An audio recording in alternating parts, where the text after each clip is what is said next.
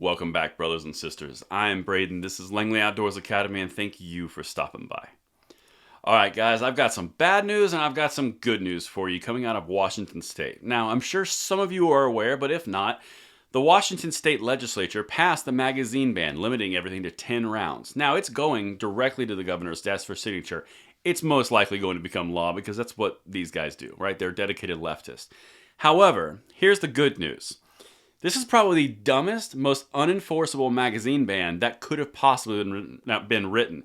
And the reason that it's so unenforceable is because they were trying to stay away from the unconstitutionality. It's still blatantly unconstitutional, and it's time for the court system to take over. I'm sure FPC is going to have a heck of a time with it. But listen to what they actually did. The thumbnail that I put on this video is going to make a lot more sense once I get into this bill. It's going to be linked in the description box below if you want to read along or do a little more research for yourself to see where these guys' heads are at. But let's dive into this because this makes zero sense. They undermine the entire point in the bill itself of the bill. Let's dive in. Enough setup. Let me know what you guys think and let's get it. All right. So this is the first part of this bill, and this is I'm going to build into why this is so incredibly unintelligent.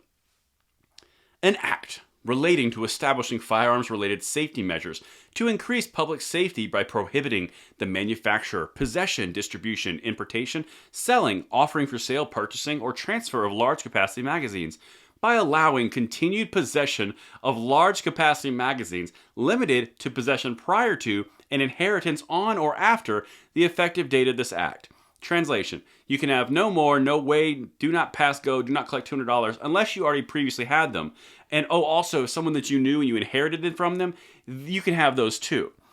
Now, the first part where this is just banana cakes is the entire premise of this bill in the actual literature of the bill, which I didn't want to bore you with, but it basically lays out the case that extended magazines or large capacity magazines cause more harm. The entire point is we're getting rid of them because they cause more harm. That was the entire point of this bill, even in this bill's legislation. But then they let you keep them. On its face, it's contradictory. But now I want to keep on showing you what's happening right now because they actually lay in this bill that's unconstitutional.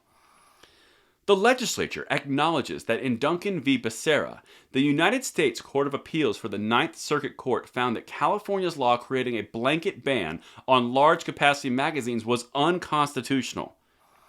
The legislature does not intend to create a blanket ban, but only to limit the prospective sale or transfer of large-capacity magazines, allowing existing legal owners to retain large-capacity magazines for the purposes of defending themselves and their homes and using those large-capacity magazines in other authorized locations.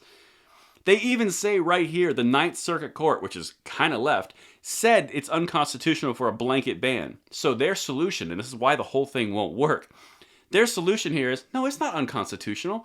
You can have the ones you have previously, and you can inherit them, and we're not going to confiscate anything from anybody, even though they're not serialized. There's no way you can track it whatsoever. I'll get to that in a second. But we know it's unconstitutional in California, so we're constitutional, even though that constitutionality clause they put in there undermines the entire point of their bill. I digress, because these guys aren't about making sense. It's about leftism. But now, how could you be able to enforce that? You can't. Okay, so that's the third thing. Now, this last one, this is where it gets very, very challenging for me. The person shall not sell or transfer the magazine to any other person in this state other than to a licensed dealer, to a federally licensed gunsmith for the purpose of repairs. So they're not even banking on the fact that these things fall out of commission. You can repair the ones you have. The entire point of this bill was to prevent violence because large capacity magazine created violence. The way that they made this constitutional in their idea was to undermine their whole point. So why did we pass it? I cannot wait until a court gets a hold of this one and the actual lawyers for the state of Washington have to define and explain why this is the case because it makes no sense on its face. That's the bad news. That's the good news. Good luck taking your ransom photo, and I will see you on the next video in the morning. I'm Braden. See you later.